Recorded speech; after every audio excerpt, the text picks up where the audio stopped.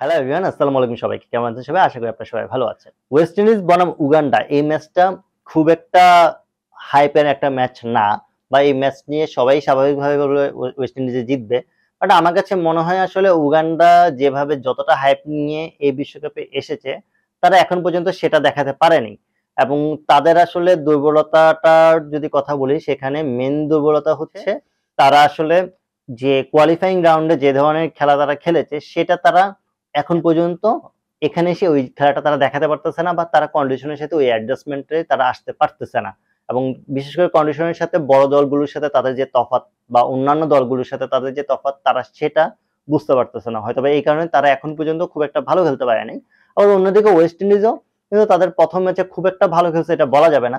তাদের যদি আসলে অপোনেন্ট যদি রিভিউ নিত, রিভিউর কারণে অপোনেন্টের যে ব্যাপারটা দেখা গেছে, নিকোলাস পুরান আউট হয়েছিল, সেটা রিভিউ নেয় নাই দেখে নিকোলাস পুরান বেঁচে গেছে এবং ম্যাচটা অনেক ক্লোজ হয়ে গেছিল। সো সেই জায়গা থেকে আমার মনে হয় যে ওয়েস্ট ইন্ডিজের এই ব্যাপারগুলো নিয়ে কাজ করা উচিত। বাট উগান্ডার সাথে আসলে ম্যাচটা তাদের জন্য খুব একটা কঠিন হবে না। এবং এখানেও হয়তোবা তারা ওই যে প্র্যাকটিস ম্যাচের মতোই চিন্তা করে তাদের খেলতে হবে। তারা নিজেদের পয়েন্টও অবশ্যই ইম্পর্টেন্ট, বাট তার সাথেও যে জিনিসটা খুব ইম্পর্টেন্ট তাদের জন্য, সেটা হচ্ছে তাদের যে রিদমের দিকে যেতে হবে, তাদের যে রিদমটা খুঁজে পেতে হবে, সেটার দিকে ফোকাস করাটা। কারণ তাদের জন্য ইম্পর্টেন্ট ম্যাচ হবে সবথেকে লাস্ট ম্যাচ, যেটা আফগানিস্তানের সাথে, সেটা। তো সেদিক থেকে আমার মনে হয় ওয়েস্ট ইন্ডিজ অবশ্যই চাইবে এই ম্যাচে তাদের যে ফল্ট গুলো আছে, বা তাদের যে আপনার যে ধরনের কমতি আছে, সেই জিনিসগুলো তারা চাইবে এই ম্যাচে ওভারকাম করার জন্য, কভার আপ করার জন্য। সো দেখা যাক আসলে ওয়েস্ট ইন্ডিজ কিভাবে ম্যাচটা খেলে।